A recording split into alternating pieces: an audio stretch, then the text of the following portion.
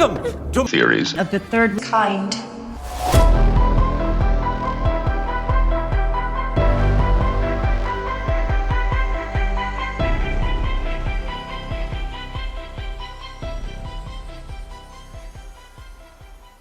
Welcome to Theories of the Third Kind. My name is Aaron, and the other host joining me is Danielson.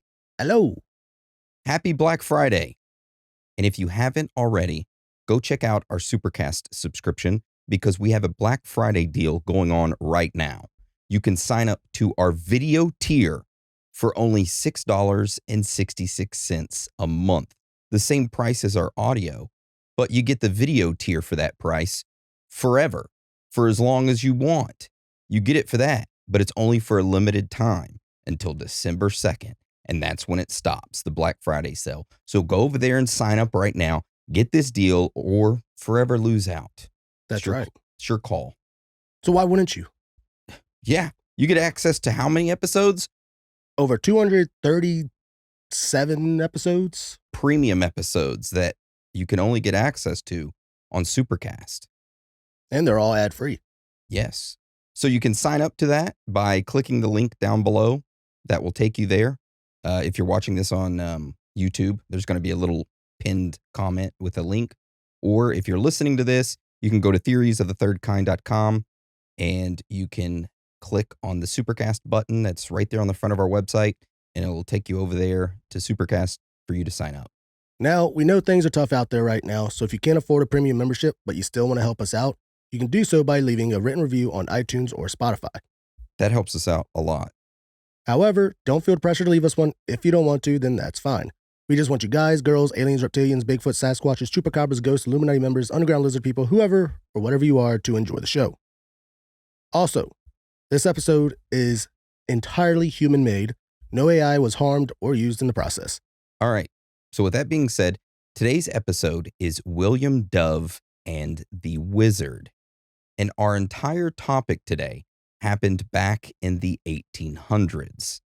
Now, during that time, newspaper headlines were flooded with cases of individuals being poisoned. One specific case occurred in 1855 involving a man named William Dove. Now, William ended up murdering his own wife by poisoning her with strychnine. And since poisoning was super common back in the 1800s, you would think that this was just a normal case. However, when you look into it, it is far from normal. It was discovered that William had sold his soul to the devil at a young age. He ended up writing a letter to the Prince of Darkness in his own blood, and before William had killed his wife, he had met with a local wizard who told him to do it. So needless to say, this entire story is very odd, and it has a ton of twists and turns, kind of like a M. Night Shyamalan Ding Dong movie. So for us to start off this entire topic, we first need to talk a little bit about who William Dove was. So Dan, can you start that off for us? Absolutely. This episode is sponsored by Hims. Aaron, what's worse than losing your hair? Waiting forever for it to grow back. That's right. That's why you need Hims. You can start seeing your hair grow back in as little to 3 to 6 months. Hims provides you with convenient and quality access to a range of hair loss treatments, all from the comfort of your couch. The process is simple and 100% online, so there are no uncomfortable doctor visits. All you have to do is answer a few questions, and a medical provider will determine if treatment is right for you. If prescribed, your treatment is sent directly to you in discreet packaging for free. No insurance is needed, and one low price covers everything from treatments to ongoing care. Hims has hundreds of thousands of trusted subscribers, and they can help you get your confidence back too with visibly thicker and fuller hair. Start your free online visit today at hims.com/theories. That's HIMS.com/theories for your personalized hair loss treatment options. hims.com/theories. Results vary. Based on studies of topical and oral minoxidil and finasteride, prescription products require an online consultation with a healthcare provider who will determine if a prescription is appropriate. Restrictions apply. See website for full details and important safety information. This episode is sponsored by Mint Mobile. I love a great deal just as much as the next guy, Dan, but I'm not about to just drag my balls through a big old thing of hot coals just to save a few bucks. It has to be easy. No hoops, no BS. So when Mint Mobile said it was easy to get wireless for $15 a month with the purchase of a 3-month plan, did you call them on it? Oh, absolutely, I called him on it. I called him up and I said, give me that wireless plan for $15 a month with the purchase of a 3-month plan.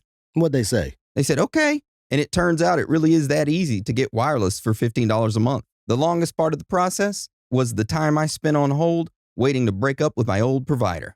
So all plans come with high-speed data and unlimited talk and text delivered on the nation's largest 5G network. You can use your own phone with any Mint Mobile plan and bring your phone number along with all your existing contacts. Find out how easy it is to switch to Mint Mobile and get 3 months of premium wireless service for $15 a month. To get this new customer offer and your new 3-month premium wireless plan for just $15 a month, go to mintmobile.com/theories. That's mintmobile.com/theories. Cut your wireless bill to $15 a month at mintmobile.com/theories. $45 upfront payment required, equivalent to $15 a month. New customers on first 3-month plan only. Speed slower above 40 gigabyte on unlimited plan. Additional taxes, fees, and restrictions apply. See Mint Mobile for details. William Dove was born in 1820 in the United Kingdom to Christopher and Mary Dove. William had 8 other siblings and was the second youngest. However, while growing up, 5 of his siblings would pass away from tuberculosis, which I have. He's got something fucked up with his lungs. Yeah. We haven't figured it out yet. He's been sick for like 2 years. If 2 what it years. seems like. No, more like 2 months. It's been 2 months. But Yeah. He's got something wrong. If there's a doctor out there, comment down below. Or even if you're not a doctor, put his symptoms into WebMD and tell us what he has. I think it's ink poisoning from all the damn letters y'all keep sending. And shoving them up your ass. Yeah. Yeah, okay. All right.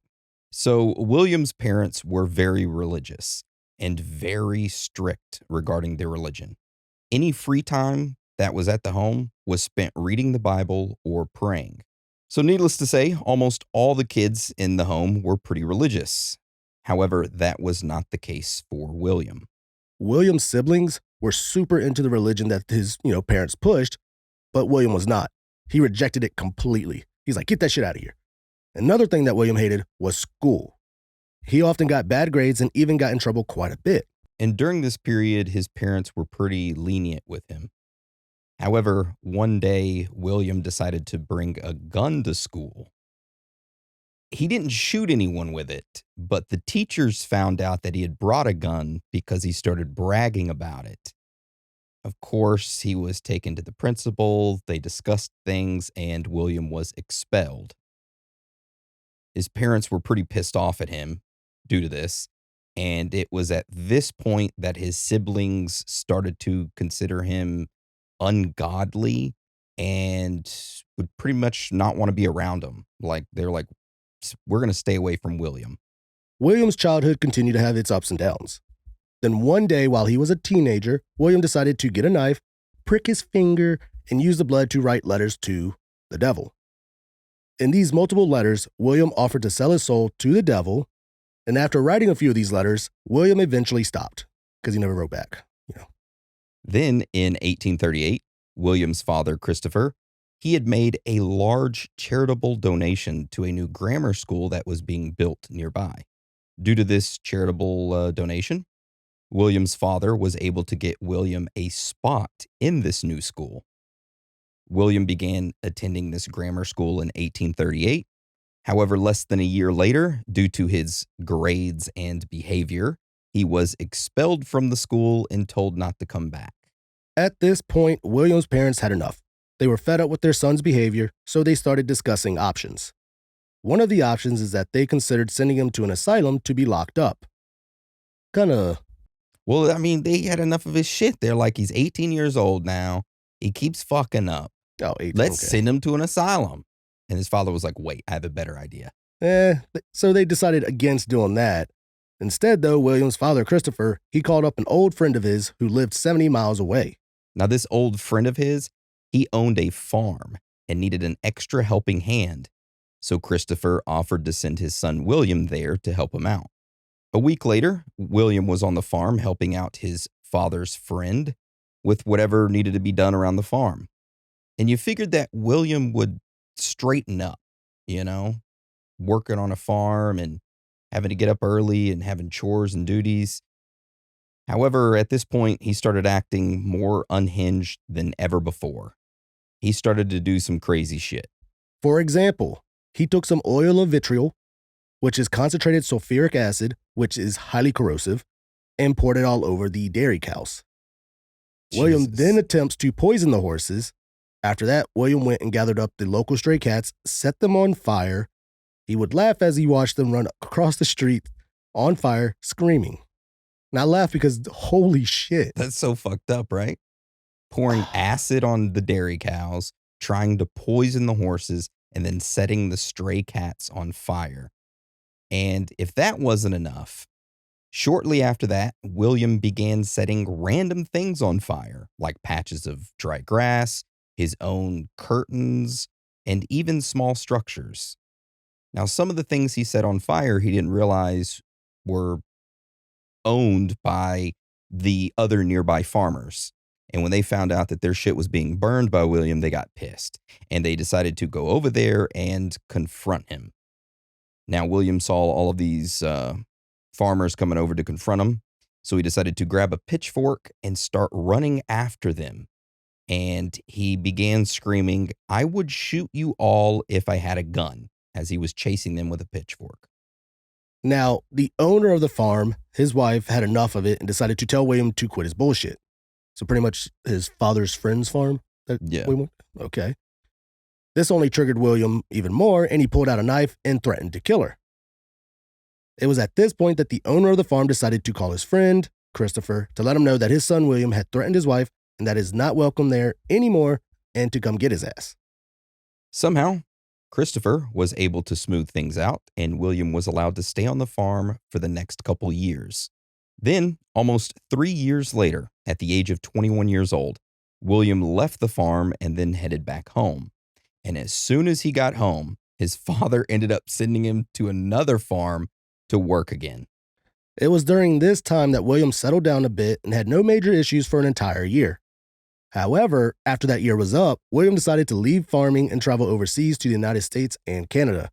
Not much is known about what William did during his travels, but what we do know is that he returned to the United Kingdom 2 years later. Upon returning to the UK, William's father, Christopher, decides to lease a farm for William to live and work on. Along with leasing the farm, there are 2 farmhands that are hired, an individual named James Shan and Robert Tomlinson. Also, a housekeeper is hired to help William as well, and her name is Mary Peck. Now, shortly after this is when William starts to get real weird again. So for like 3 or so years, he was kind of normal. But then when he got back onto another farm is when things got weird. He started to set shit on fire again. For example, one day Mary, the housekeeper, she was wearing this nice hat around the house, and William decided to walk up to her and set the hat on fire while she was still wearing it. Another thing is that William would stay up all night shooting guns into the sky. Also, William would often go and wake up one of the farmhands, James, in the middle of the night. William would tell James, "Hey, you need to go outside and check the area around the farm for intruders. I swear I hear something outside." James would get up, would go check, and there would be no one. So he's pulling pranks on him.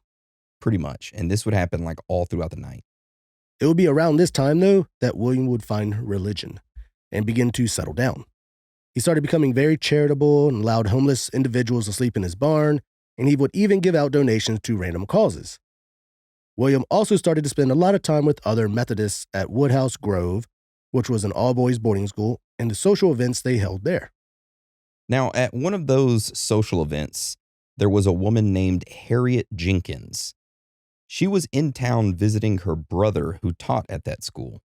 Now, at this social event, William and Harriet met one another. Things clicked between the two, and they got engaged a few days later, and then got married less than a month later. Damn, moved fast. The couple was good for a very short time, then their marriage quickly began to fall apart. I wonder why. William began drinking a lot, and the couple fought and screamed all the time and had violent arguments. Harriet began having issues with hysteria, constantly accusing William of having an affair. During one of these accusations, William ended up running outside, yelling back into the house, "I'm going to burn this motherfucking house down, bitch." And Did he then really say that? yeah, and then he fired his gun repeatedly into the night sky. I'm gonna burn this motherfucking house down, bitch. Pa pa pa pa pa pa. Yo, William is, He's crazy, man. Fuck. he's wilding out there. However, William never burned down the house. He was just all talk. During this period, Harriet's relatives began noticing that things were off between the couple. Also, the employees at the farm, they got so afraid of William and his behaviors that they ended up just quitting their jobs so that they could get away from him. Then on August 11th, 1854, William begins to argue with his wife. He then heads over to his parents' house, who both ask him if everything is okay. William snaps and tells his parents that he's going to kill both of them and then kill himself.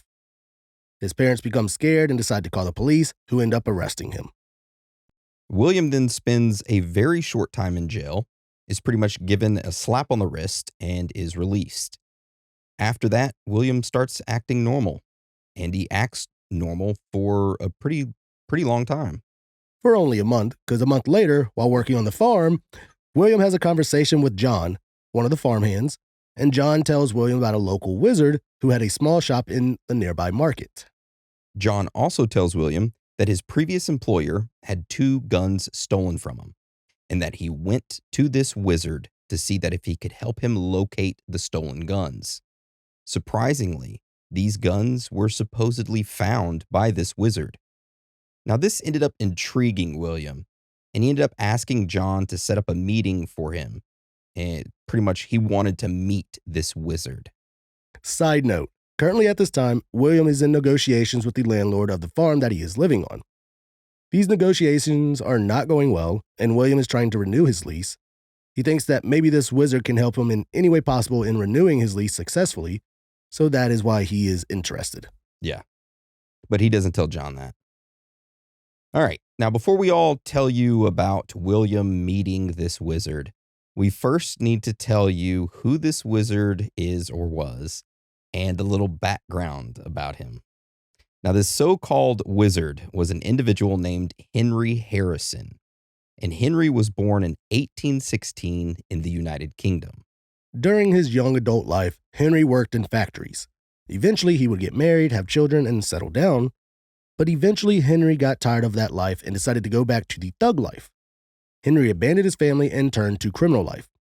He tried stealing 50 yards of fabric from a farm, but was caught, arrested, and then spent 3 months in jail. After getting out of jail, Henry was arrested again for deserting his wife and children. He was found guilty and sent to jail for 1 year. Then in 1844, he was released from jail and moved into a local boarding house with a widow named Elizabeth Brown. 1 year later, in 1845, Henry began offering herbs, herbal remedies, and drugs and medicine to anyone needing it. Him abandoning his family, deserting them, and then there's like, oh, you deserted your family? Here, let's take you away from another year.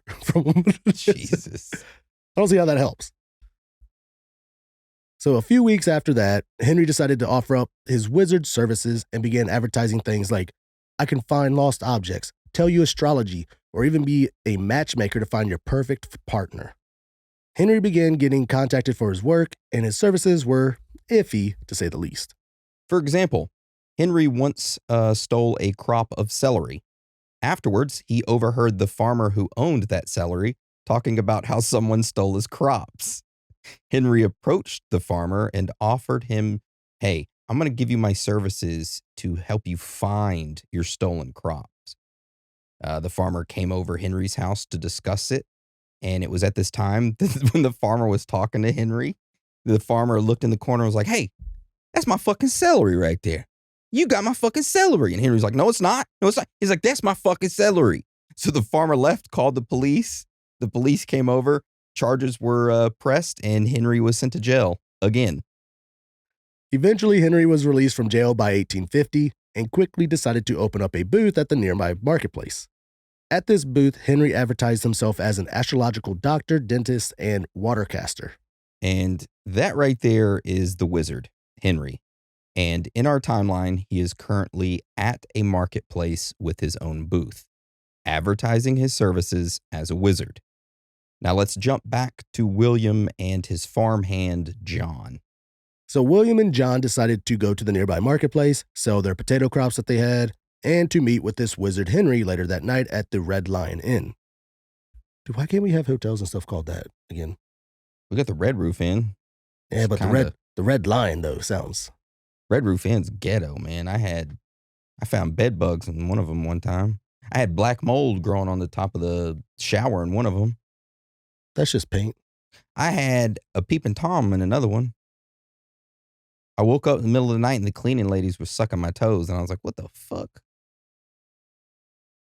True story. True story. True story. One time I was working as a contractor in Florida, and I was staying in a hotel near St. Lucie, and I go into my hotel room, super, super ghetto. I think I was staying at like Fort Pierce, which is like north of St. Lucie, if I recall correctly.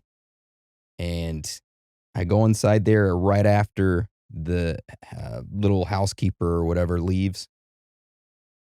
And I walk up to my toothbrush, and I've been gone all day, and it's wet. Pick it up, and it's one of those vibrating toothbrushes. This is like 2009 or 10 or whatever. Pick it up, it's wet. And I run my finger across the bristles, and I'm like, why is it so wet? And I sniff it. Smells like straight up crotch, dog. She used it.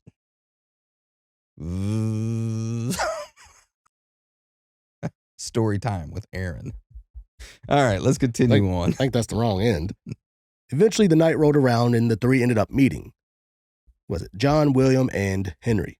Yep. The three of them drank heavily for the next 6 hours. And during that period, William made a plan for Henry the Wizard to come out to his farm in the next 2 weeks so that he could do a bit of magic with a K to help the farm release any curses it might have and protect it from any new ones. So 2 weeks later, Henry the Wizard ends up showing up at the farm, and this is where things get weird. Shortly after arriving, William wanted to show Henry around and introduce him to his wife, Harriet. But instead, Henry tells him to shut up, looks at Harriet, and then looks back at William and says, I need to ward off the curses that are placed here and protect you against witchcraft. Henry then begins writing symbols down on 5 pieces of copper and then scattered the pieces in random places while praying and chanting out loud, all while William is standing there awkwardly watching. Shortly after that, Henry walks up to William and hands him a piece of paper with symbols written on it. Henry tells William to carry this piece of paper in his pocket whenever he goes to negotiate with the landlord again. Then Henry suddenly leaves and doesn't say anything else. A week later, as William started gathering his things up in preparation to meet with the landlord for renegotiations, he begins to notice something odd. William noticed that he was missing the piece of paper that Henry gave him. William started to freak out. He contacted Henry, asked him for another piece of paper with the symbols on it. Henry told him not to worry, wrote them down again, and handed him the piece of paper. Before William left, though, the two began discussing his wife, Harriet. William told Henry that he was still having issues with her accusing him of cheating. Henry ended up telling him that, hey, I don't really like your wife, Harriet. She's not right for you. William, however, wanted to make things work with Harriet, so he told Henry, hey, can you help me in any way to kind of salvage my marriage? Henry reluctantly agreed, but stated it's going to take some time and it's going to be very difficult for you to save this marriage. So weeks passed by, and William continued to see Henry more and more, requesting various magical help in certain aspects of his life. However, at one point, William had some wheat stolen from his farm. Henry found out about this and assured William that he would fix it so that the farm would regain the money or the wheat, but it never did. This mishap is what made William pretty much not trust Henry's skills. He was like, I don't think you're really a wizard. A few weeks later, on the morning of December 23rd, William decides to go see his landlord with the charm, aka the piece of paper with symbols on it. He had it in his pocket. And during negotiations, the landlord refused to renegotiate the lease and ended the meeting suddenly. William's like, "What the fuck? I thought this piece of paper was supposed to help me, Henry. Damn." Henry reassured him that it would work eventually, that it just needed some more time and more work because the landlord was an Irishman. That sounded pretty racist to me. Yeah. So that afternoon, Christopher, William's dad, he began dying. Yeah. William contacts Henry and says, "Hey, my dad just contacted me. I'm having a shitty day. I know this is like the third time I've contacted you, but my dad's dying." Henry was like, wait. "Yeah, William, I already knew that. And I don't see your dad living past Christmas Day," which Christmas Day was only 2 days later. The next day, on Christmas Eve, William's dad passes away. It was this incident right here that solidified William's belief in Henry. William then, from then on, truly believed that Henry was a true wizard. Short time later, Henry tells William that Harriet would never be right until she got pregnant and had a baby. Henry offers to help them conceive with magic. Huckadus, buckadus, fuckadus. I was expecting to read it. Henry's like, I'll offer to help. And he's like, "Leave me alone with your wife for a little bit." You pervert. He's a pervert wizard. Yeah. So William and Harriet had to leave the farm that they were living on since, probably the negotiations didn't work well. So they had to move to a new one in March of 1855. And it was at this point that Harriet's sister ends up moving in with him and begins living with them for the next 5 months. Now, the arguing and fights between William and Harriet, they pretty much kind of lessen. They don't stop completely, but they dramatically decrease. And this is because of the sister. I guess they didn't want to argue around her, so they just didn't. But as soon as she left, after her 5 months, the arguing picked right back up. William decided to go back to Henry and ask for more help with his marriage. And of course, Henry says he'd been trying, but that Harriet just wasn't right and needed to be getting out of the way, taken out of the picture. Be gone. So Henry read William his fortune and made magical math calculations into a chart. It was after this that Henry told William that from age 27 to 32, William, you would have nothing but trials and misfortune in your life. But at the age of 32, the sun and moon would come into conjunction with each other on your chart, and you would see big improvements in your life. You will lose your wife, but fear not, because you will marry again to a woman with auburn hair and pale skin. She would get pregnant with your child, and your fortune, it would be multiplied. You will see signs, and you need to watch for them. And after telling William this, William pretty much believed it. He began looking for signs. Yep, and William and Harriet started sleeping separately. Harriet's mother is helping her look into legal separation from William. And Henry was just like, "Just let it happen, William. Just let her go. Just let her be gone." Yep, and it was at that point that William and Harriet decided to go to the legal office, and they were about to sign the divorce/separation papers, but William kind of had a change of heart, and he began begging Harriet to stay with him, to be like, "Hey, let's give this one more try. Please, please." Harriet, of course, agrees, and they ended up leaving the courthouse together.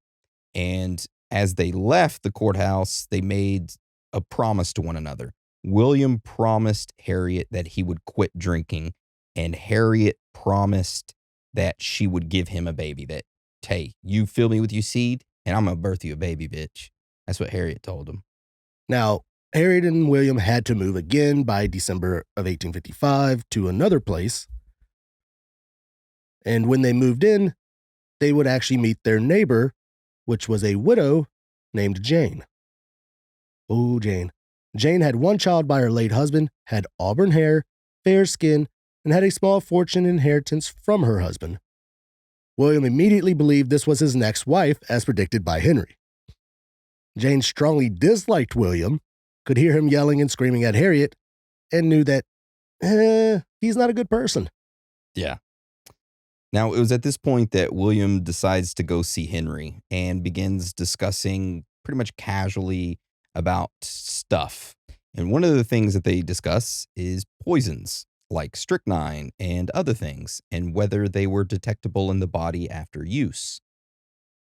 Now, Henry was currently like not up to date with medical abilities, but said, "Hey, they shouldn't be detected, you know? At least I don't think so." So William asked Henry to go get him some poison, but Henry refused. Henry's just like, she needs to be gone, but I'm not doing it. Yeah. I don't want nothing to do with that. So William and Harriet, they kept having more fights, more and more. William didn't have a job, started drinking heavily again. And of course, with all the fighting, Harriet started to struggle with her hysteria again, on daily medications and herbal supplements for it. Then she was diagnosed with functional disorder of the digestive system and affection of the nerves after her brother died. IBS. Ah, good old IBS. Then, of course, William regularly went to the pharmacy surgery to pick them up for her from their family doctor, Dr. George Morley. Give her some medicine for her butthole for her IBS. This episode is sponsored by Hims. Aaron, what's worse than losing your hair? Waiting forever for it to grow back. That's right. That's why you need Hims. You can start seeing your hair grow back in as little to 3 to 6 months. Hims provides you with convenient and quality access to a range of hair loss treatments, all from the comfort of your couch. The process is simple and 100% online, so there are no uncomfortable doctor visits. All you have to do is answer a few questions, and a medical provider will determine if treatment is right for you. If prescribed, your treatment is sent directly to you in discreet packaging for free. No insurance is needed, and one low price covers everything from treatments to ongoing care. Hims has hundreds of thousands of trusted subscribers, and they can help you get your confidence back too with visibly thicker and fuller hair. Start your free online visit today at hims.com/theories. That's HIMS.com/theories for your personalized hair loss treatment options. hims.com/theories. Results vary. Based on studies of topical and oral minoxidil and finasteride, prescription products require an online consultation with a healthcare provider who will determine if a prescription is appropriate. Restrictions apply. See website for full details and important safety information. This episode is sponsored by BetterHelp. One of the biggest things that no one talks about or is afraid to talk about is mental health. It is extremely important, and for some odd reason, especially males, seem to be shy in talking about it. We just want to internalize everything and fight our own battles internally by ourselves rather than reaching out to someone and getting help. Don't want to seem vulnerable and weak. Exactly, which that is a complete misconception because only vulnerable and weak people do not seek help. So if I was you, I would go seek help from BetterHelp, just like I have. I go to a therapist almost every day, and it's helped me tremendously. And therapy does wonders. It has helped me learn positive coping skills, how to set boundaries, and it empowers me to be the best version of myself. And it isn't just for people who've experienced major trauma. It is for anyone. So if you're thinking of starting therapy, give BetterHelp a try. It's entirely online, designed to be convenient, flexible, and suited to your schedule. Let the gratitude flow with BetterHelp. Visit betterhelp.com/theories today to get 10% off your first month. That's BetterHelp, HELP.com/theories. This episode is sponsored by Mint Mobile. I love a great deal just as much as the next guy, Dan, but I'm not about to just drag my balls through a big old thing of hot coals just to save a few bucks. It has to be easy. No hoops, no BS. So when Mint Mobile said it was easy to get wireless for $15 a month with the purchase of a 3-month plan, did you call them on it? Absolutely, I called him on it. I called him up and I said, give me that wireless plan for $15 a month with the purchase of a 3-month plan. What'd they say? They said, okay. And it turns out it really is that easy to get wireless for $15 a month. The longest part of the process was the time I spent on hold waiting to break up with my old provider. So all plans come with high-speed data and unlimited talk and text delivered on the nation's largest 5G network. You can use your own phone with any Mint Mobile plan and bring your phone number along with all your existing contacts. Find out how easy it is to switch to Mint Mobile and get 3 months of premium wireless service for $15 a month. To get this new customer offer and your new 3-month premium wireless plan for just $15 a month, go to mintmobile.com/theories. That's mintmobile.com/theories. Cut your wireless bill to $15 a month at mintmobile.com/theories. $45 upfront payment required, equivalent to $15 a month. New customers on first 3-month plan only. Speed slower above 40 gigabyte on unlimited plan. Additional taxes, fees, and restrictions apply. See Mint Mobile for details. Now, while William was at the pharmacy, he asked the pharmacy boy about strychnine and whether it would kill 2 stray cats that had been causing chaos around his place. This employee at the pharmacy said, yeah, it would, and gave William 10 grains of strychnine. And if you were to give this to an individual, it would pretty much kill that person via respiratory distress. They would stop breathing due to muscle death and failure. So, yeah. So after getting that, William goes home. He sprinkles half of the strychnine granules on a piece of meat and puts it out in the yard. The next day, he ends up finding one of the dead cats in the yard. William goes back to the pharmacy and says, hey, I need some more strychnine, but told it to a different pharmacy worker and told him that, hey, I'd used half of the granules, but only got one of the cats. And the other half of the granules washed away in the rain. So I don't have any more, but I got one more cat that I need to kill. So the pharmacist gave him 5 more grains of strychnine. So in February of 1856, Harriet's medical conditions were starting to get worse, and they end up making a call to Dr. Morley complaining of head pain and stomach issues. IBS, man, it's a pain. So Dr. Morley prescribed carbonate of soda, which is baking soda, with lemon syrup, rhubarb pills, and opium for the pain. Hell yeah.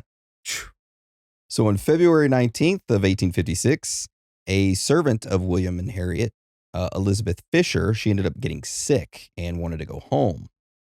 William, at that point, steps up around the house and starts helping out and started giving Harriet her medication that she regularly takes and pretty much starts taking care of her, doing the regular duties that their servant would do. And by February 25th, Harriet started to get much worse. She started to collapse and has seizures after saying her legs felt weird. Harriet then steadily got worse daily. Eventually, the doctor had to be called to the house to check on her, Dr. Morley. Yeah, and Dr. Morley pretty much confirmed that she was having more issues with hysteria, but William said he thought it was something much worse. He said he thought Harriet was going to die soon, and he said this in front of Harriet to Dr. Morley. So it was like, what the fuck are you talking about? How do you know that? So Morley pulls William aside and tells him not to put Harriet under any unnecessary stress by saying things like that. You can't say that shit in front of your wife, man. You're putting her under stress. Now, William had been out of town the day before, and he had been drunk. And while he was drunk, he was telling everyone that Harriet was so sick and that she was likely going to die soon. So not only was he telling the doctor that in front of Harriet, but the day before, he was telling the entire town while he was drunk. Dude, William is so messed up. That's all I got to say. All right, so now it's March 1st, Saturday. William ends up walking to Dr. Morley's place, telling him, like, hey, Doc, you got to come see my wife, Harriet. She's in very bad shape. Something's going on. And while walking back to the house, William tells Morley that Harriet had said she did not want to be cut up, autopsied after death due to religious reasons, which is not unusual for, requests for that time. I mean, some people actually still do that. Yeah. So Dr. Morley thought it was really weird that William brought that up. And he's just like, I don't think she's really going to die. I'm confident she's going to make it through. She's going to make a full recovery, but okay. Yep. But during the walk back to the house, Harriet ended up passing away. William left the house shortly after that and did not mourn his wife. Instead, he got drunk. Dr. Morley stayed behind at the house to examine the body of Harriet visually and talk to Harriet's 2 friends who had been with her at the time of death. Dr. Morley later said that Harriet's facial expression at the time of death was one of anxiety. So Dr. Morley reported Harriet's death to the coroner, and they weren't suspicious of William at first, until he heard from his pharmacy employees that William had been in recently in there asking about strychnine and how to use it to get rid of cats, stray cats. This is when Dr. Morley requested a coroner's inquest and the post-mortem examination of Harriet, thinking that she may have gotten some of that strychnine in her food by accident, which William protested the order, but he was overruled. Yep. Now, what Williams did not know at the time was that Dr. Morley was also a lecturer of chemistry at Leeds College of Medicine with a specialty in toxicology. Now, the postmortem was inconclusive, but Dr. Morley took Harriet's stomach and intestines with him for further testing. And as he tested them, it was later found that strychnine was in all parts of her upper GI, her stomach and small intestines, or small intestines. Her stomach and all of her intestines? Yeah, her upper GI tract took it all. And how he ended up confirming that she had strychnine poisoning was that he fed a portion of her stomach contents to 2 rabbits, 2 mice, and 1 guinea pig. And all of the animals died of strychnine poisoning except 1 rabbit. And Dr. Morley ordered pretty much the dead cat and ordered it to be dug up and examined. And all of the results fit perfectly, and it pointed heavily to intentional poisoning. That's how he confirmed that she had strychnine poisoning. So Dr. Morley had to report all these findings, on an inquest on March 7th of 1856. Meanwhile, William had to speak to Henry, told him he was innocent, and asked him to fix this trial in his favor. Use your magic, Henry. Though, of course, Henry said he would try, but that it would be a hard case and that William would have a tough time. Yeah, because the evidence against you, William. Yeah. Magic's not going to help on that. And around this time, the talk of the town was pretty much that William had done this on purpose. But William began telling his friends that the inquest wasn't a big deal, that he'd just be just fine and it was just a formality. But the police were at his house at the same time, waiting to arrest him when he got home. So he was walking around town. I was like, no, look, everything's fine. It's not a big deal. I'm just going to head back home and have a few drinks. It's all right. He gets home and the police are right there. They're like, gotcha, bitch. Damn. So the press, newspapers at the time, they had gotten a hold of the story and began publishing about it, calling William a freak, sharing the stories from his young years, setting things on fire, making a pact with the devil, selling his soul, all that crazy shit that we talked about earlier. Yep. So on Wednesday, over 200 people showed up to watch the first portion of the trial. And it was at this point that Dr. Morley presented all of his evidence, and the jury ruled Harriet's death as strychnine poisoning, willfully administered by William Dove. And this was not a full trial, only the trial to decide officially on the cause of death, murder. The murder trial would not begin until late summer. I never understood that, why they would break it up in parts like that. I don't either. And then again, I don't get why so many people show up for random cases like that. Well, they published it all on the newspapers, so publicity, and they didn't have much to do at the time. I was about to say, they don't got no jobs? Come on now. All right, so after that portion of the trial, William was moved to York Castle, for the summer months, May, July, waiting for the second part of the trial. And it was reported, he was a quiet and calm prisoner. But William, though, he was keeping a positive mindset. He had faith in his wizard buddy, Henry, that everything would work out in his favor in the end. And of course, William wasn't able to contact Henry because prisoners were not allowed to write letters going out. So William tried to smuggle a letter to Henry out with a prisoner who was being released. Probably trying to use his prison pocket. His ass, stick a letter in his ass. Damn, Dan, you could have a job in prison. I don't want to use my prison pocket like that. Ass smuggler. An ass letter smuggler. Letter ass smuggler. So this letter asked Henry for his opinion on the case and kind of said that, hey, I'm fully confident in you, Henry. Make me an innocent man. Love, William. Also, William asked Henry about a rumor that Henry had evidence against him about when William asked him whether a half a grain or a full grain of strychnine would be detectable. William asked for clarification on that because he heard that rumor that, hey, Henry's testifying against me because of what I asked him. And he also asked Henry to write back in either lemon juice or milk so that it would not be seen until it was being held over a fire. Mm. Yeah. William would also ask Henry if he would be getting out of jail in July and asked who his next wife would be. The letter never left the prison because the other prisoner was searched before he was released and they found the letter, threw it away, which William did not know this. So Henry never got the letter or was contacted by William. Yep. Also, William wrote a second letter, but this time it was to the devil, and it was in his own blood, and he sewed it into the lining of his clothes. Now, the letter said, "Dear devil, if you will get me clear at the smaller court and let me have the enjoyment of life, health, wealth, tobacco, beer, more food, and better, my wishes granted, and live till I'm 60, not 70, 60. Come to me and tell me, I remain your faithful subject, William Dove." That's what he wrote to the devil, and he wrote it in his blood, and then he sewed it into his clothes, the lining of his clothes. Interesting. Well, July 16th come around. William pleads not guilty due to insanity. His defense counsel argued that he was insane at the time, brought up Harriet's constant bouts of hysteria, and claimed that she might have taken the strychnine accidentally by herself. So it was at that point that the jury convened from 10:05 p.m. to 10:40 p.m., and they returned to the court with a verdict, which was guilty. The judge put on his black cap and sentenced William to death by hanging, even though the jury had recommended lenience due to defective intellect, aka being a dumbass.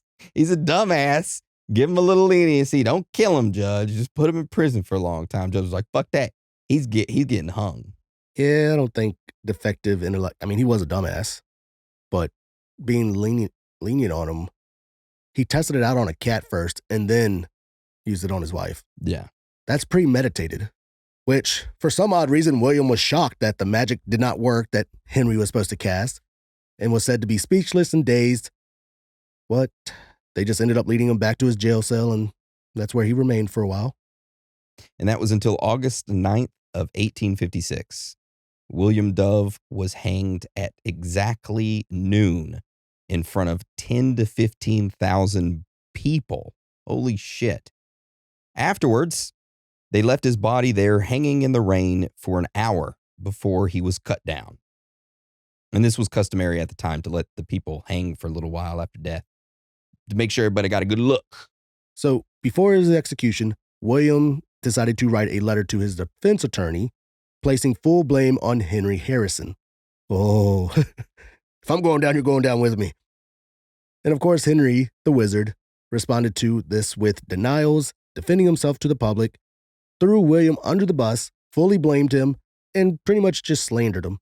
Like, nah, William's a crazy man. He come over here asking me about poisons and wanted me to help him find a new wife, how to get rid of his current wife. It was all him. Yeah. And that right there is the story of William Dove and the Wizard. And usually at this time, we would go into strange facts and findings. But regarding this story, there's not much strange facts and findings because we told the whole story.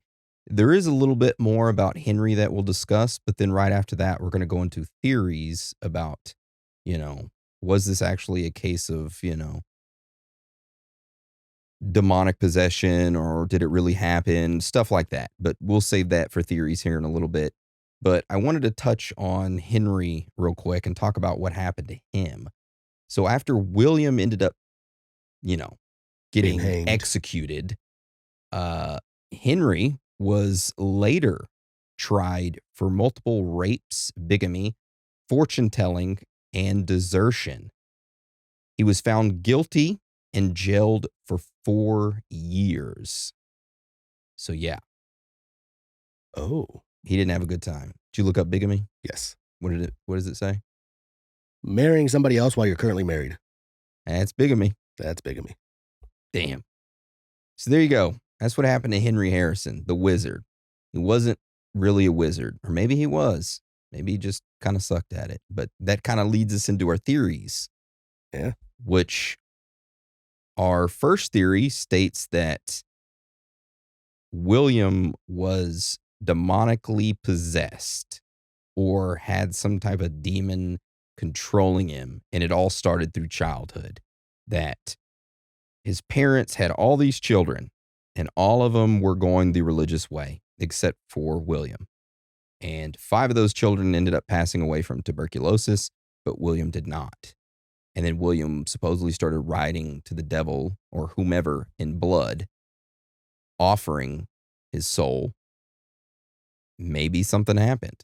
We mentioned that in the one episode, Clara Shelley.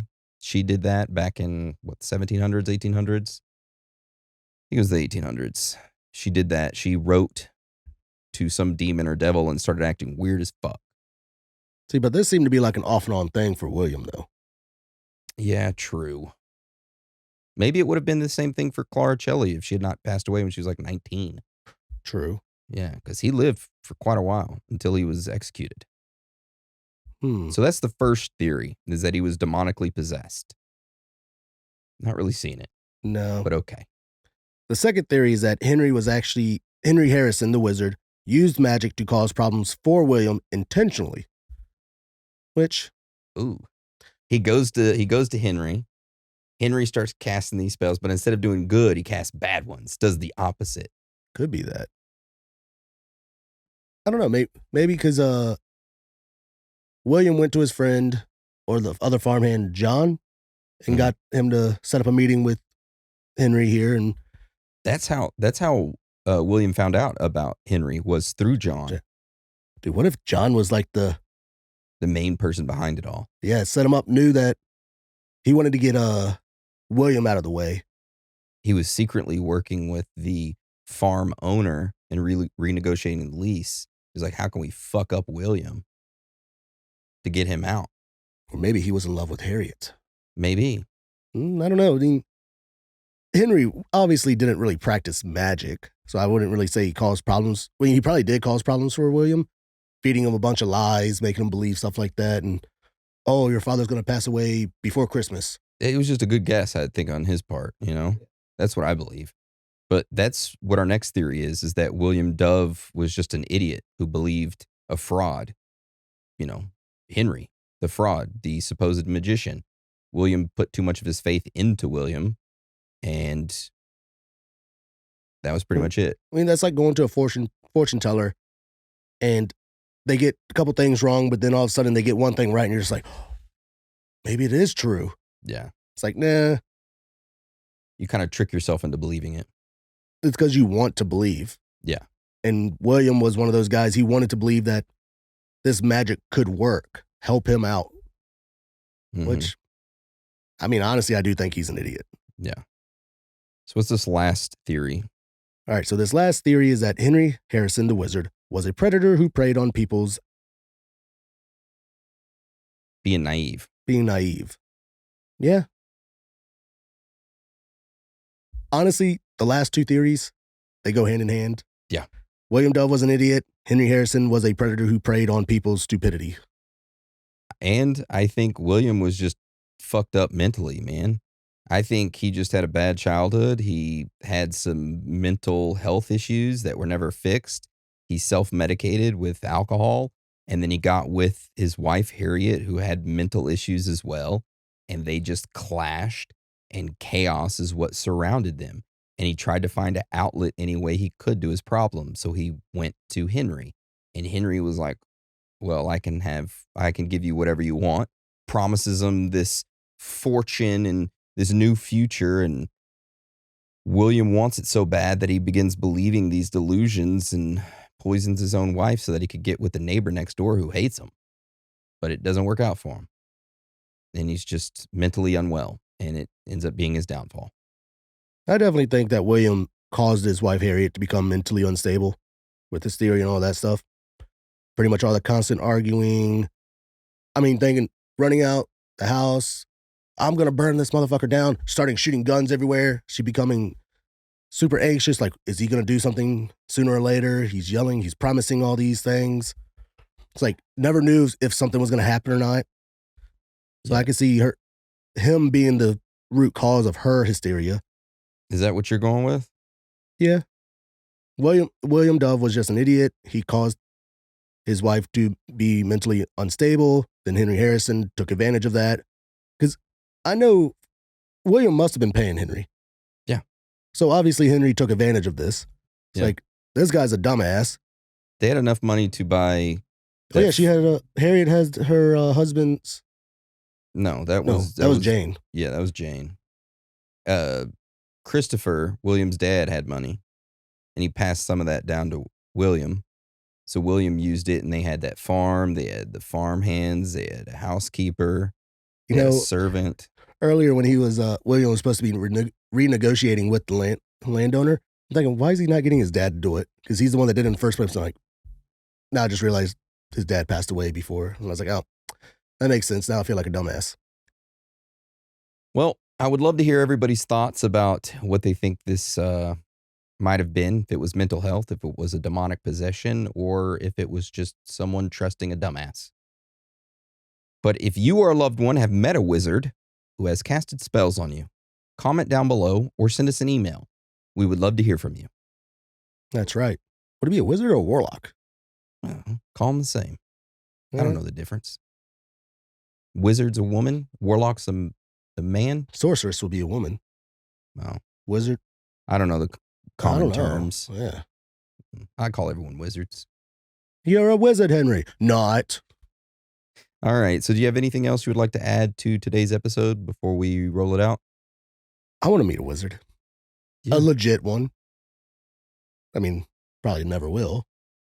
Hello. No. You're a wizard, Aaron. You're not a true wizard unless you have an owl. Yeah, I don't want an owl. Yeah. Anyway, also before we roll it out, I just want to say, do not forget we have our Black Friday sale going on. You can go check that out by going to our website, theoriesofthethirdkind.com, or clicking the link down below on YouTube. It's the pinned comment, and it will take you to our Supercast Black Friday deal, which is $6.66 per month for life if you sign up now. You're not committed for life. It's just a guarantee that the price will never change from $6.66 for the video tier as well, audio and video. You get video for $6.66 for life if you sign up now. But on December 2nd, it goes away for good, and you'll never be able to get that price again. Also, it will enter you into a drawing to be selected for our custom enamel pins that we had made. We got 3 variants. We got a glow-in-the-dark UFO with our emblem on it, a Bigfoot with a surfboard and our emblem on it, and a very, very limited Ouija board that says, "Are you proud of me?" And its little planchette says yes, and it has our emblem on it as well. So we will select a certain amount of individuals on December 3rd from everyone who is signed up on Supercast, and we will mail you your enamel pins. That's right. But with that being said, I want to thank you for joining us today. And again, thank you for all your support, love, and everything. Without you, this would not be possible. So with that being said, Dan, you want to roll us out? Sure will. It's okay to be out of this world with your thoughts. Because you are not alone.